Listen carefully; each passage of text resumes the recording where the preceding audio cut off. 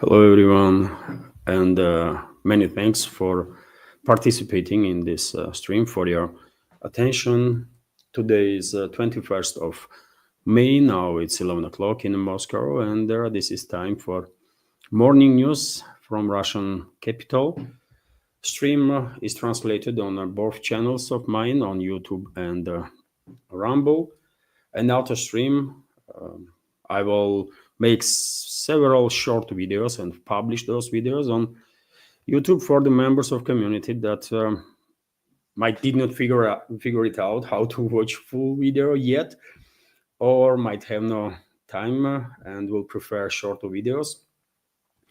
Lot of news, dear friends, a lot of news of importance, and well, without further delay, let's start this stream. Hopefully sound is good and video is okay, and there will be no technical issues like it was yesterday during the evening stream.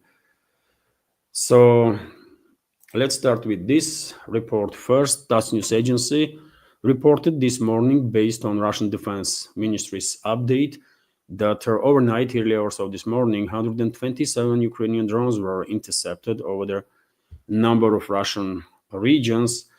Let me give you some more specifics. In the period of from 8 o'clock in the evening Moscow time yesterday, on May 20, to 4 o'clock in the morning today, on May 21st, air defense systems intercepted 127 Ukrainian drones.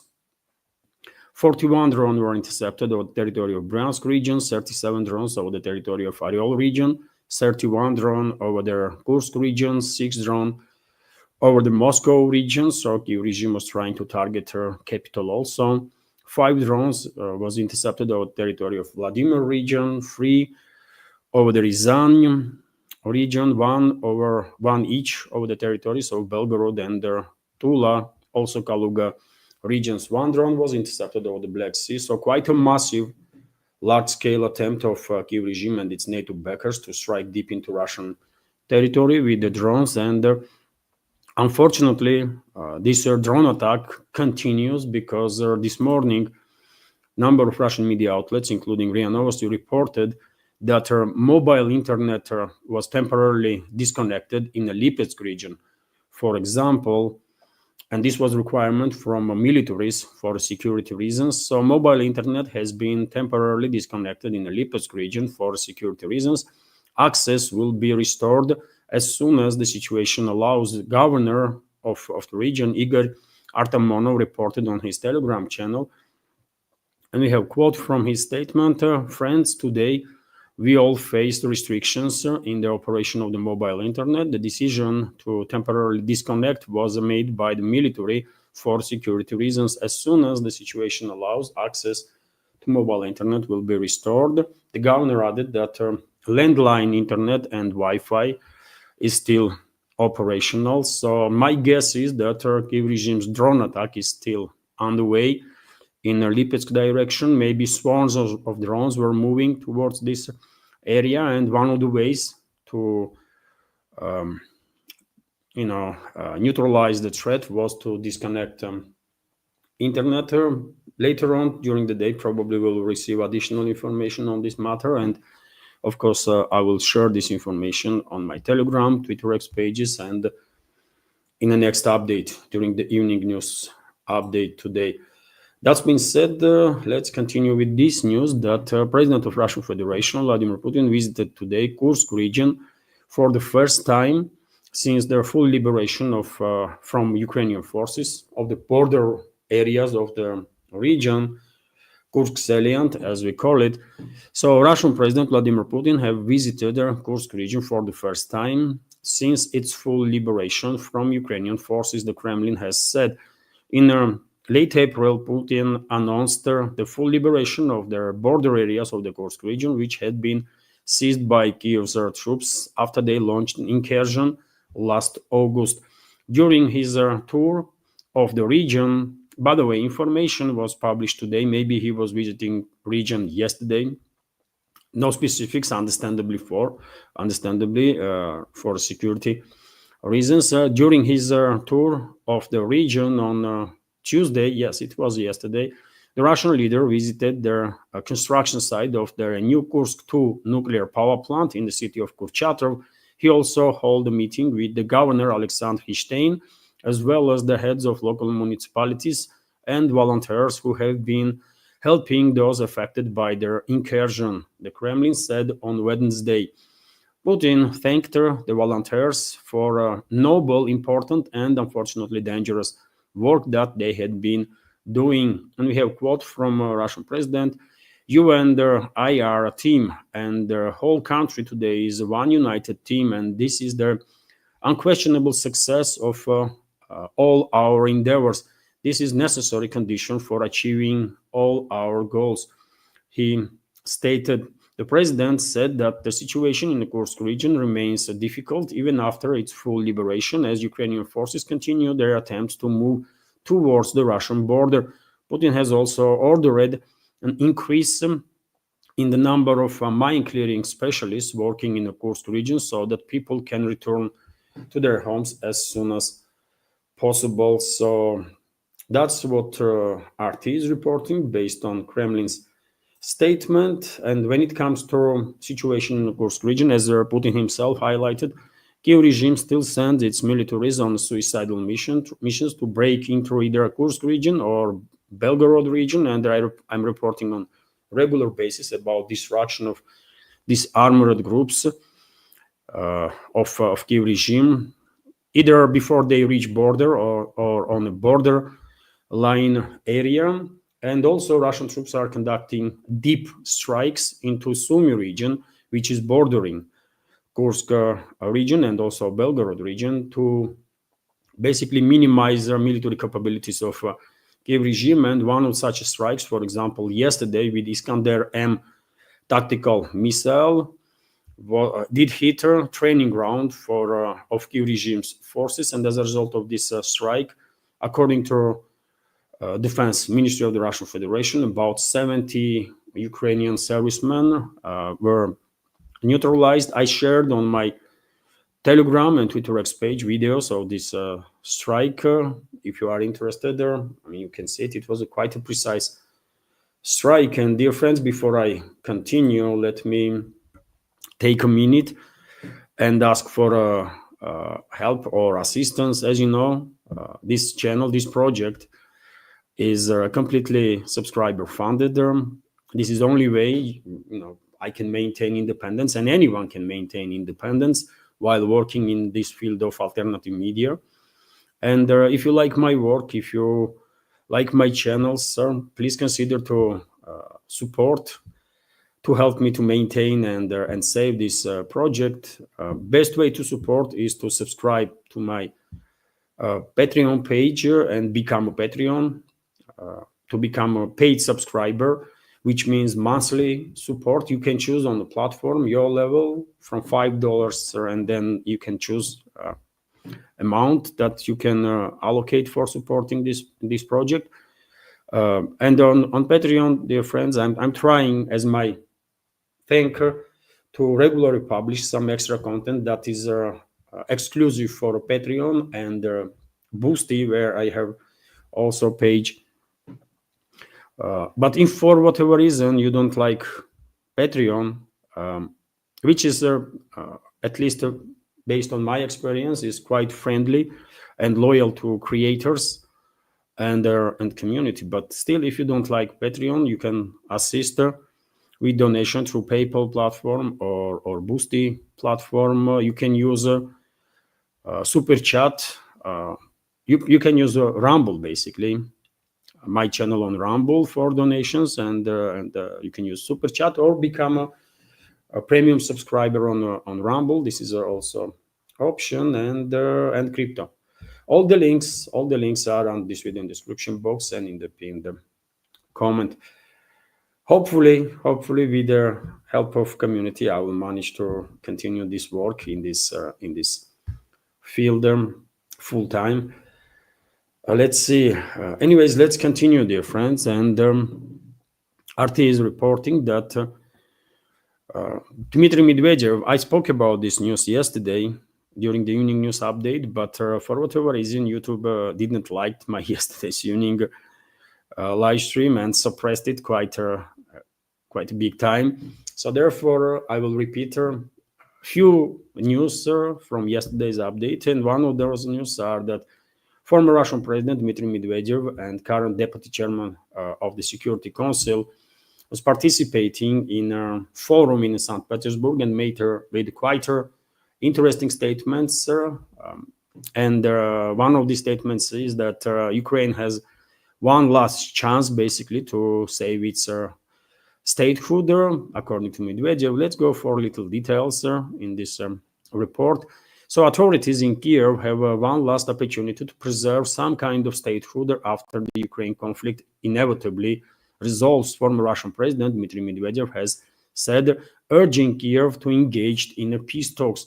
Speaking at the International Legal Forum in St. Petersburg on Tuesday, Medvedev, who serves as the deputy chairman of the Russian Security Council, admitted that Moscow does not like the current political regime in Kiev at all. Nevertheless, he suggested that Ukraine's leaders have one last chance to preserve, under certain conditions, after the end of military actions, some kind of a statehood, or, if you like, some kind of international legal personality, and gain a chance for peaceful development. Ukrainian government, although he also mentioned that Ukrainian government lacks any sovereignty and is a failed quasi-state in its current form. Moscow remains open to holding unconditional direct peace negotiations that would take into account the current realities on the ground and address the root causes of the conflict, Medvedev said. Moscow is concerned that there are currently no individuals in Ukraine that have the legal authority to sign any sort of a peace deal with Russia, he noted. This concern mainly has to do with the fact that the treaty signed by the current leadership could subsequently be rejected once a new government in Ukraine is elected, he explained. And well, he also went to say during this forum that many people here in Russia would prefer unconditional surrender of Kiev regime as a next step, and I have to agree with him. And I think it's not just a society here in Russia that will prefer such a continuation of this proxy war that West is waging against Russia while sacrificing Ukraine. But I think a similar opinion is predominant among members of the Russian leadership too, and that's why Medvedev probably mentioned this. And also, he is just giving some hints that either you take a deal that we will offer now, or Ukraine might lose her statehood, and you will be forced to basically agree on unconditional surrender. That's the messages from Medvedev. I'm not sure he will listen to these messages or the masters of the Kiev regime among globalists, but nevertheless, Moscow is quite clear where it stands. RIA Novosti continues that, and dear friends, let me also notice that either, in my personal opinion, either Kiev regime will take Moscow's offer, or Russian troops will continue special military operation and will move forward and forward and forward, and at some point will reach borders of the Western Ukraine. That's how it's going to be. And when it comes to Western Ukraine, at one point, Poland, Romania, and Hungary probably will make their claims on parts of Western Ukraine that used to be in this part of these countries, right? In case of Poland and Romania before Second World War, in case of Romania, Transcarpathia region, for example, before First World War. So statements of Dmitry Medvedev should be taken seriously. Let's continue. And I just mentioned Romania, and well, president-elect of this country is stating that sending troops to Ukraine is inappropriate. Okay, interesting.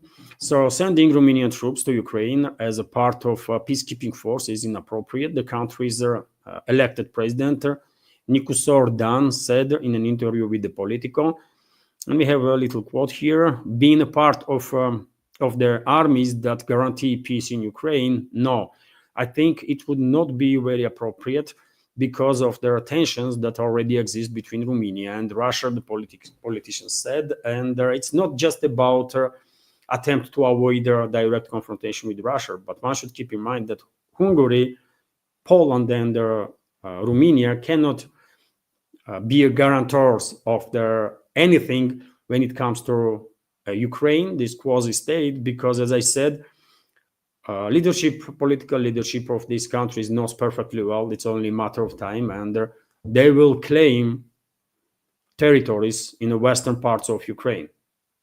So that's why they will not participate in whatever plans globalists have in regards to Ukraine. They want their territories back.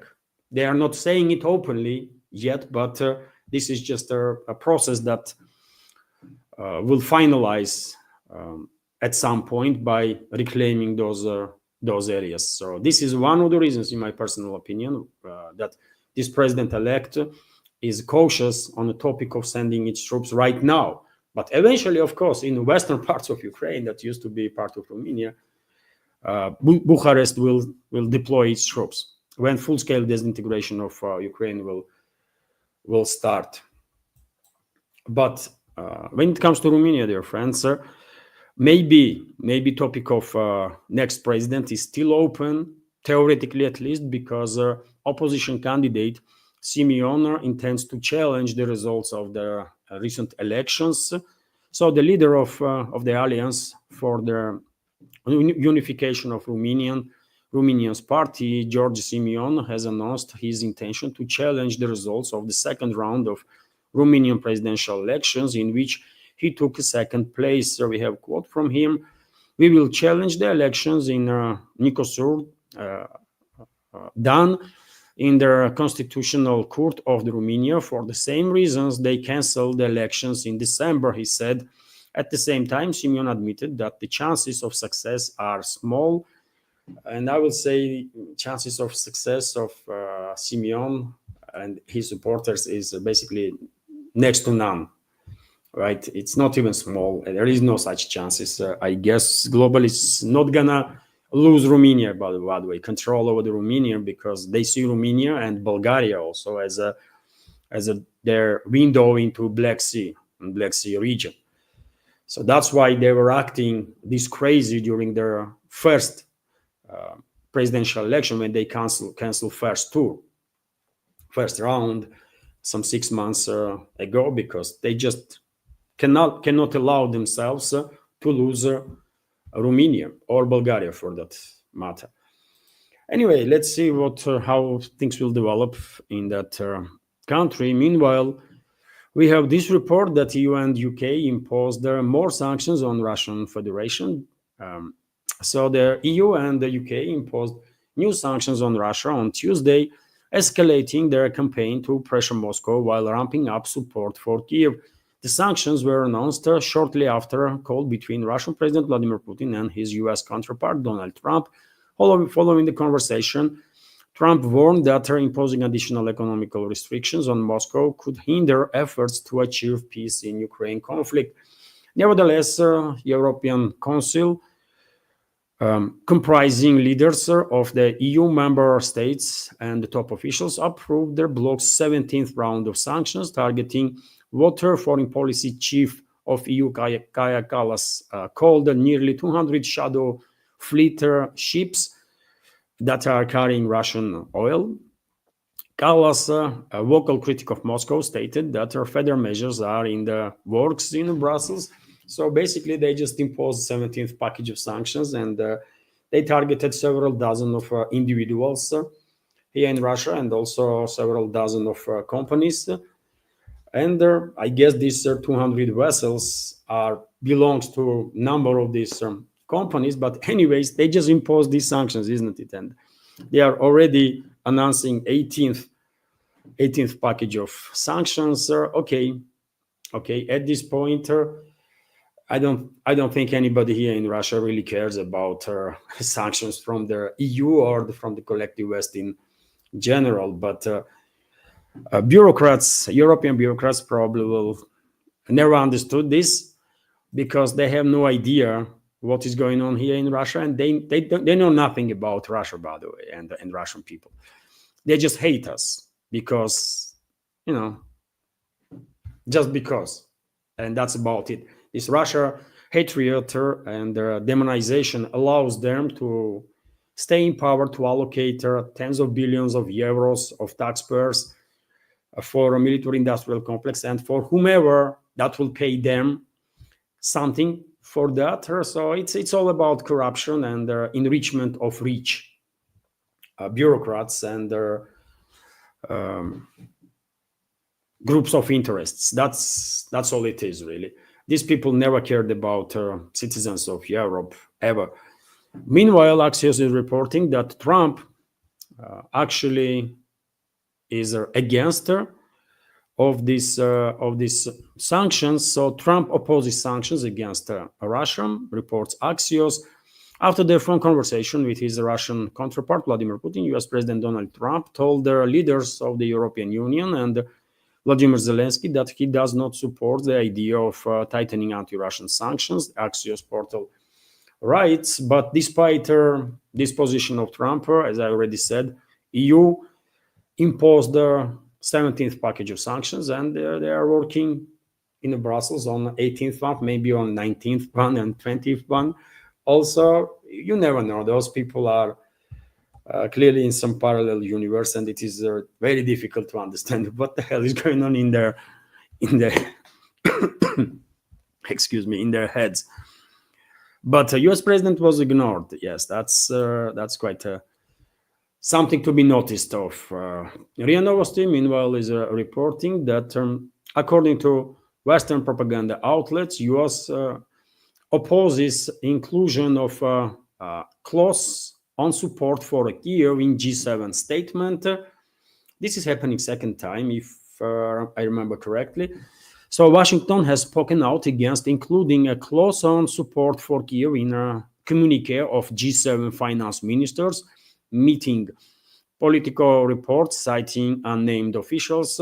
Yet again, as I mentioned, dear friends, this is a Western propaganda outlet that are controlled by globalists, Politico, and therefore I don't know if we can trust this report or not, but initial source is Politico.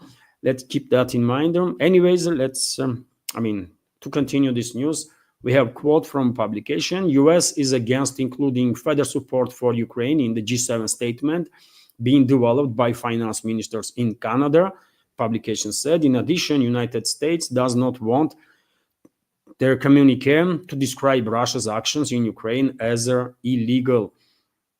The finance ministers meeting is taking place in Canada last several days. This meeting started yesterday on 20th of May and will last until tomorrow, 22 May. So, well, interesting. This, if correct, if this report of Politico is correct, then one may argue that this is quite an indicator that at least some people in U.S. leadership, Trump and their number of members of his inner circle, are against further escalation with Russia and truly want to de-escalate and pull out U.S. from this proxy war that provoked by globalists.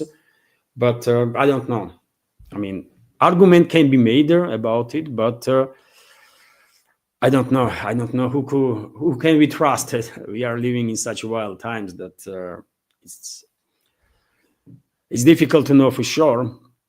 But meanwhile, what we definitely know is that countries in Europe that are controlled by globalists are intensifying their support for the regime on the political, media field, and also militarily. And we have a statement of Swedish defense minister, for example, Paul Johnson, who stated, and this is quote, "We must be sure that Ukraine can negotiate from position of strength with Moscow." And well, I don't know what these people are smoking these puppets of globalists that are formally in charge of European NATO member states, but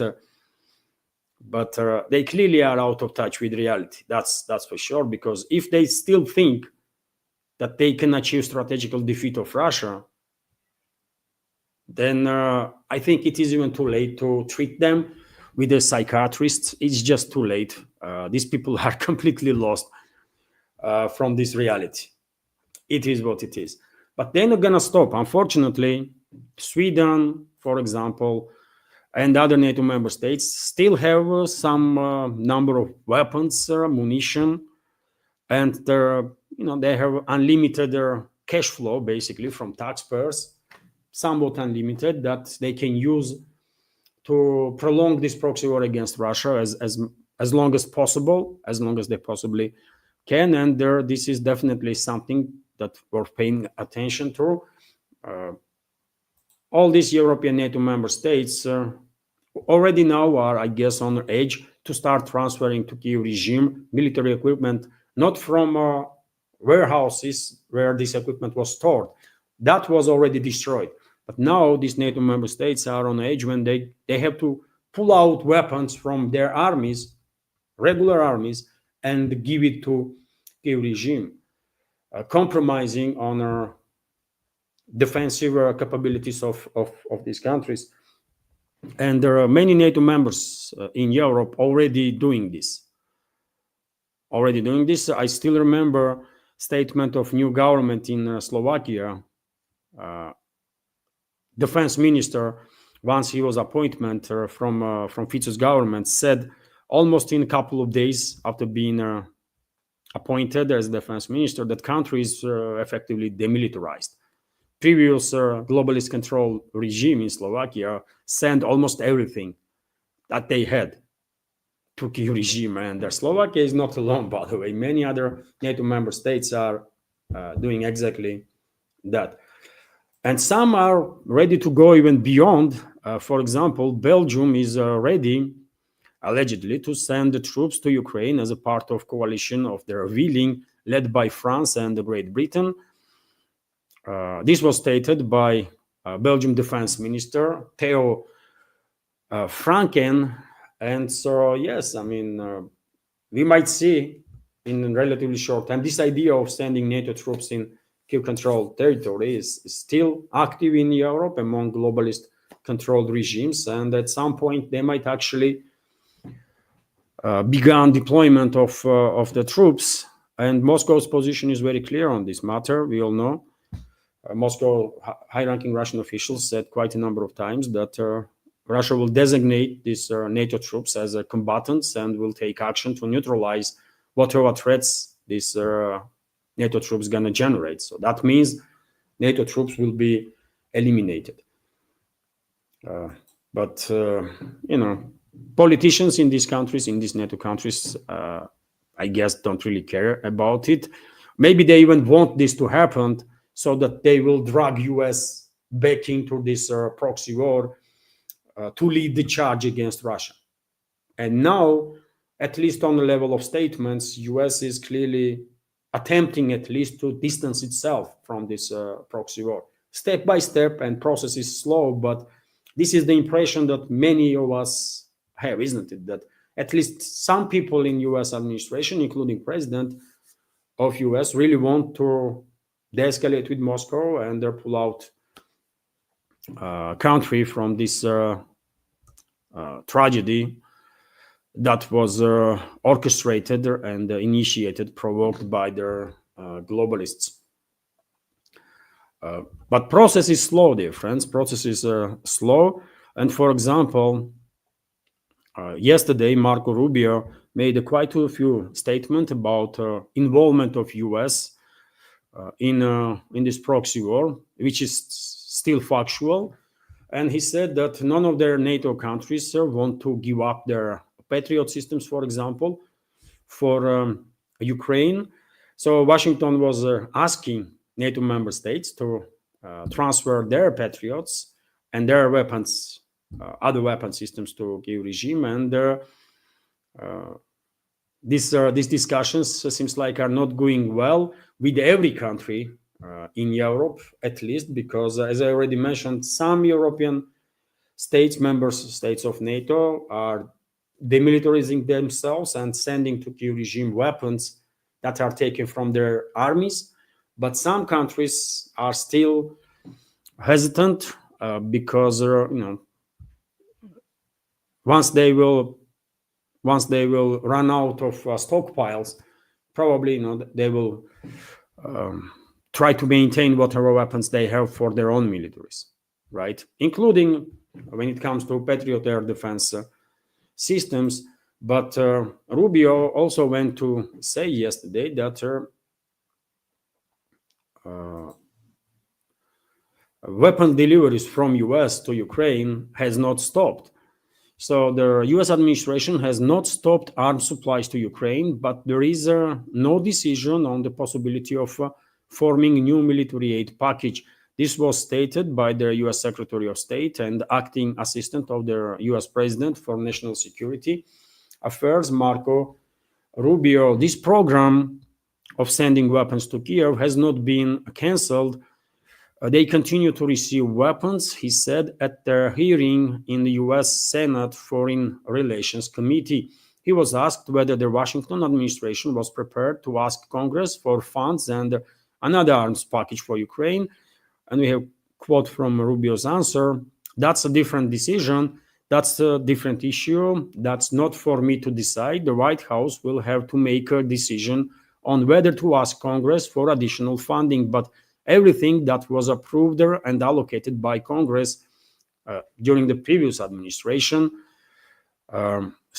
continues to be sent." The Secretary of State mentioned, and well, this is once again direct evidences of US's involvement, direct involvement in this proxy war. And that's why I'm always saying, by the way, that in no circumstances US under current administration can be, and definitely not under previous administration, can be seen as a sort of a mediator. What kind of mediator are you when you are sending weapons to my enemies to kill me? I mean, what the hell is going on here, right? But nevertheless, clearly there is attempts, as far as I understand, on part of certain groups in current administration in US to stop US's involvement in this proxy war, to pull out country, and let's hope they will succeed. If my understanding of the situation is correct, then I will hope that they will succeed and the US will be pulled out of this conflict. In that case, this conflict will end much quicker, obviously, much sooner than otherwise. Because if any country among NATO member states have a vast arsenal in stockpiles, maybe not all sorts of weapons, but still vast arsenal, is US. European countries, European NATO members are about to run out of their stockpiles in military equipment and in military hardware and otherwise. Also, when it comes to Rubio, by the way, he went to mention ceasefire topic in Ukrainian crisis, and he said that US hopes to get ceasefire terms from Russia this week. US administration expects to receive from Russia a list of conditions for a ceasefire in Ukraine this week. This was stated by the US Secretary of State and acting National Secretary Advisor Marco Rubio. And this is a quite strange statement from him, if in translation is not messing up his statement. Why should Russia send their ceasefire terms to US? I mean, are US acknowledges now that they are US openly acknowledges that they are directly involved in this conflict with Russia? Before now, I never heard from US such acknowledgement, but I don't know. So why should Russia send anything to US? I mean, what the hell? As far as I know, in Istanbul a few days ago, talks began between Moscow and Kiev, not between Moscow and Washington, right? So strange statement from Rubio. I don't know what their expectations are, but Russia don't have to do nothing for US, literally nothing. And it is US that has to acknowledge that they lost this proxy war together with all the other countries in the collective West, together with the globalists. And it is US that has to agree on massive concessions before Russia, massive concessions. Russia don't have to do nothing. And the sooner these people that are at least formally in charge of US will realize this, then better for US, for Russia, for the rest of the world. Meanwhile, Russian position when it comes to Ukrainian crisis is clear and was clear always. Istanbul agreements must be executed before next steps taken in Ukraine peace process. This was stated by official representative of Russian Foreign Ministry, Maria Zakharova. Let's went through some details in this statement. Russian Foreign Ministry spokeswoman Maria Zakharova has stressed that the importance of implementing agreements reached in Istanbul between Russia and Ukraine, adding that appropriate steps will be taken with this in mind. It's important now to implement what was agreed upon in Istanbul on May 16 to recognize the largest exchange of to organize largest exchange of POWs in last three years since the beginning of special military operation, based on a 1,000 for 1,000 formula, and for the parties to submit their documented approaches towards the possible future settlement process. She said, with all this in mind, their appropriate steps will be taken going forward. Zakharova added, so yes, this is a Moscow stand that is not changing, by the way. Russian positions are not really changing on principal terms. We can track back statements of Russian leadership,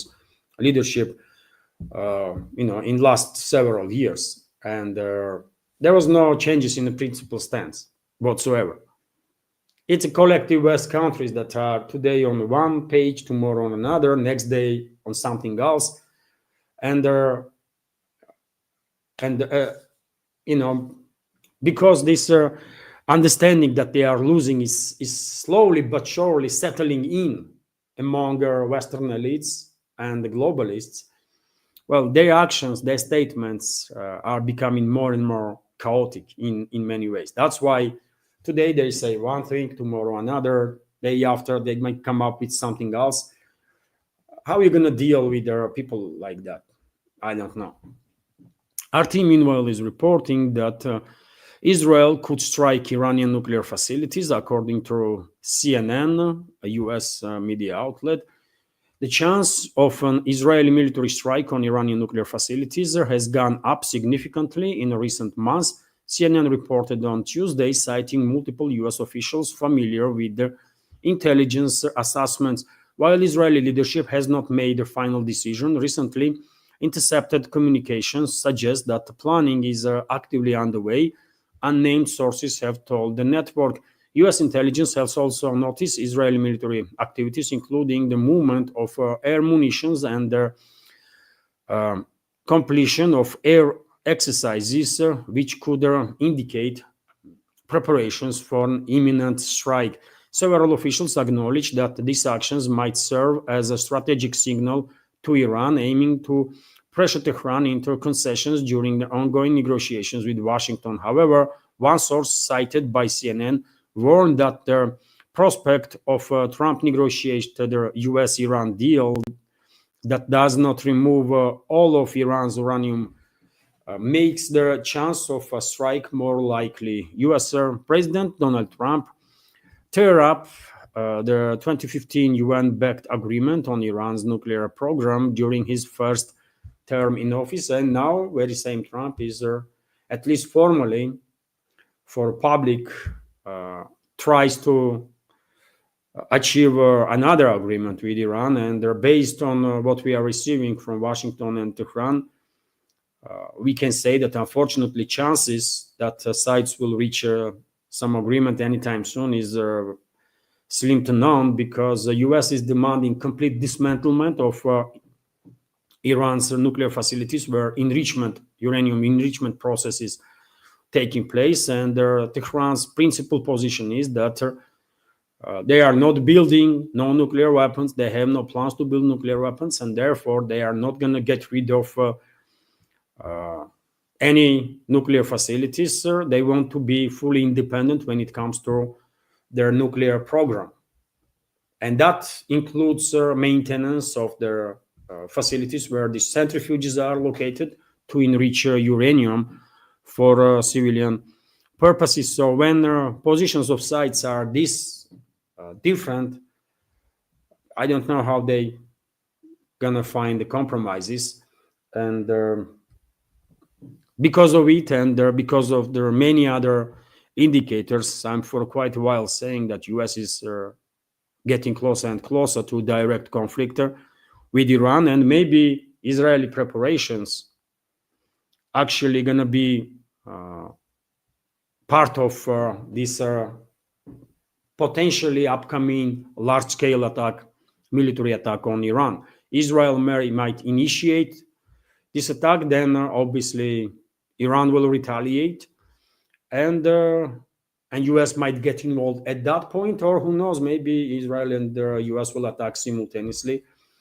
This any such information will be classified, of course, and we will only learn about it after the fact.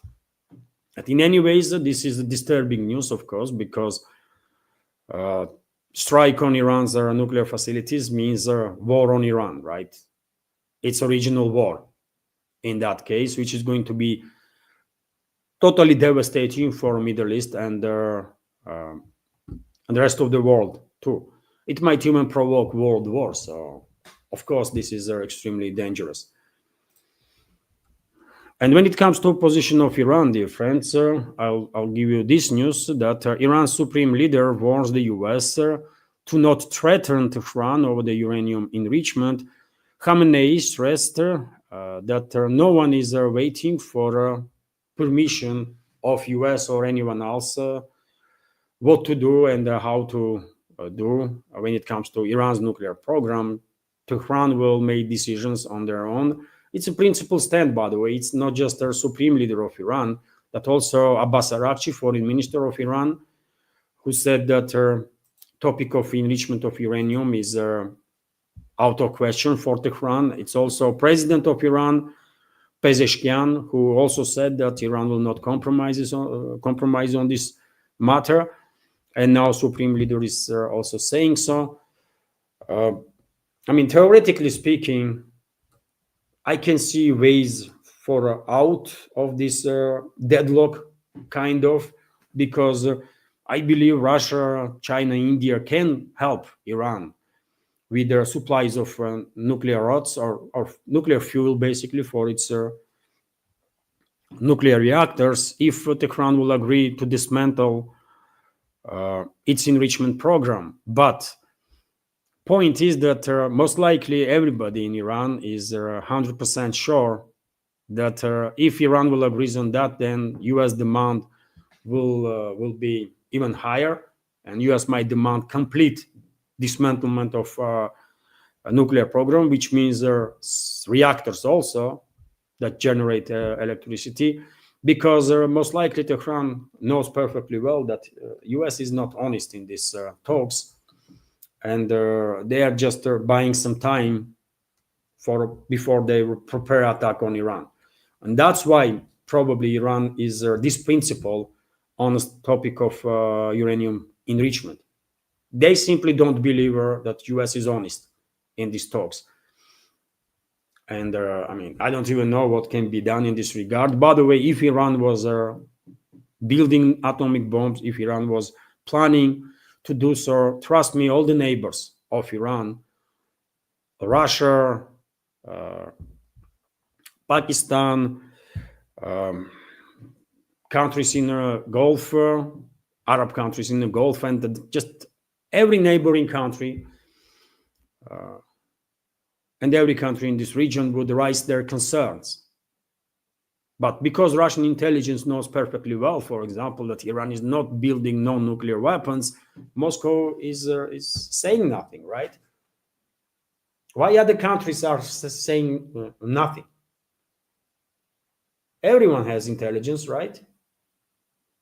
So therefore, clearly, there is too many indicators that US is just not honest. US also knows perfectly well that Iran is not building no atomic bombs, no nuclear weapons, but for whatever reason, they are still, coming up with their demands that Iran cannot meet. Why? Just because they are just buying some time before they will prepare a military operation. And at one point, when they are ready, Washington will say that they tried diplomatic ways, it did not work, so they're gonna resolve now through military action. That's what is happening, and everyone, at least I understand this. That's how I see the picture. Maybe you disagree with me, dear friends. Share your opinion in the comment section. But I think US is preparing big time for a war with Iran. And on this very topic, dear friends, I'm going to share this information with you that leadership of Afghanistan, by the way, made a comment about topic of US is getting back into Bagram airfield in Afghanistan. So Trump's statement about the US intention to return their Bagram air base is an absurd way to posing the question. The deputy head of Afghan foreign ministry told the RIA Novosti. US president recently spoke about Washington's intention to preserve this base in Afghanistan, which was used by the US militaries from 2001 to 2021, when US forces withdraw from this country. And you might ask her, what is the connection between Iran nuclear deal and this air base? And well, in my personal opinion, there is direct link between these two, because Afghanistan is bordering Iran, by the way. And if you take in account all the steps that US is taking in the Middle East, including this topic of attempt of Washington to, get back to Bagram airfield, to me personally clearly indicates that US is preparing for a large-scale, massive strike on Iran. And US is clearly trying to encircle Iran. And that's why, by the way, one may argue Washington is trying or even rushing developments in terms of de-escalating with Moscow, because they know perfectly well that if US will attack Iran, lifeline and their relationships are not resolved with Russia, Moscow will support Iran with their whichever way is possible, right? And to avoid this, at least partially, Washington might try to reach agreement with Moscow before attack take place on Iran, to make sure that Caspian Sea not going to become a main lifeline for Iran during that war. So US is encircling Iran, by the way, from all sides. Clearly attempt is there. And I personally have no doubts that this topic of US regaining control of the Bagram airfield is also connected, first of all, with Iran. Some may argue that, well, China is also not far away, and maybe this is connected with China. I mean, both can be true, isn't it? But first priority for US is Iran, as far as I understand, right now in the current situation. Yet again, dear friends, share your take. As you know, I'm reading comments and trying to react on them, and so I would like to see what is your take on this matter and many other topics, dear friends. And when it comes to Middle East, I want to share with you this information that there was an attack on Russian Khmeimim air base in Syria. A report came yesterday about it. I shared some videos of this attack. And today, Russian media outlets reported that at least 3 terrorists were killed near the Russian airbase, terrorists that were participating in this strike. So Russian military forces have prevented an attempt by suicide bombers to penetrate the Khmeimim air base in Syria, killing 3 of their attackers. Russian military, according to the Mash Telegram channel, early in the morning of May 20, 4 suicide bombers attempted to break through the military facilities' security. The attempt was thwarted. 3 attackers were killed in a shootout, and another terrorist escaped. I don't know. Maybe Mash is mistaken, because in these videos, by the way, there is a long-range attack from a distance on the Russian base. Maybe when Russians neutralized these suicide bombers, other terrorists that were hiding somewhere not far away opened a fire towards their base. But in any case, this is of course a serious security concern for Russia. And one more reason why Moscow should withdraw Russian bases from Syria. From the moment Assad's government failed, I personally see no reason why should Russian militaries be presented in Syria and risk their lives, both for, right? I don't see no Russian interests in this, or interests of the Russian citizens. Maybe I'm missing something, but I don't think it's a good idea to maintain these bases there and give a leverage to Turkey, which might say that, you know what, it's only me that guarantees at least some sort of security for your bases, sir. I mean, why would you want to give Erdogan's regime such opportunity to, speculate on the matter? And we all know that this terrorist regime in Damascus is a proxy regime of Turkey, right? So maybe the Defense Ministry of Russian Federation will make some official statement on this matter. I did not see anything for now in public domain. If any updates, of course, I will share additional information. But well, since things are escalating in Syria, and Marco Rubio, by the way, even spoke about this during his yesterday's hearing in the Senate. And he stated that Syria is likely on the verge of a full-scale civil war. U.S. State Secretary laments their country's current rulers did not pass their background check with the FBI. And I don't know, when he says this, was he trolling or he was serious? I mean, why topic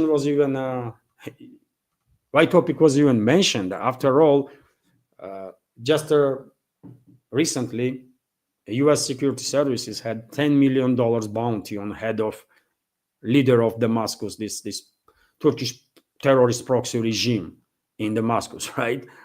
So of course they would not pass no background check, not just in U.S. but in any country. These are terrorists, by the way, terrorists, literally terrorists, right? And no matter how hard their collective West countries are trying to whitewash this terrorist regime, well, essence of it not going to change, isn't it? But it is interesting that Marco Rubio stated that Syria is likely on the verge of full-scale civil war. This statement of Rubio may be addressed not so much to U.S. senators, but to Ankara, to Erdogan's regime.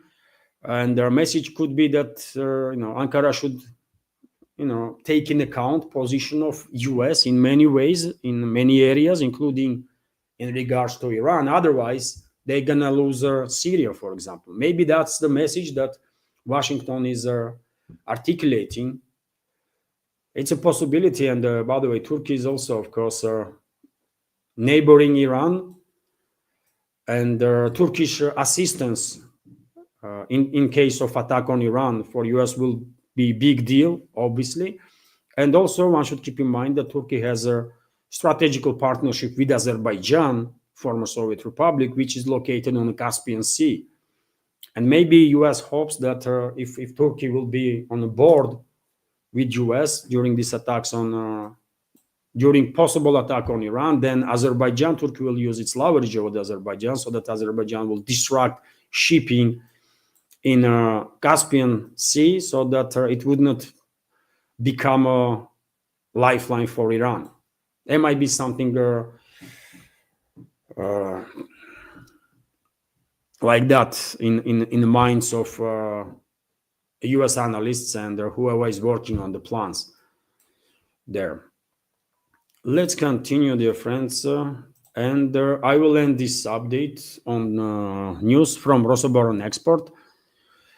And TASS is reporting that Rosoboronexport, which is a Russian state-run corporation that is basically exporting weapons from Russia. So Rosoboronexport has signed contracts worth about $1 billion in 2025. Let's go through some details here. Rosoboronexport has signed more than 20 major contracts worth total of about $7 billion since the start of the year, according to Rostec head Sergei Chemizov.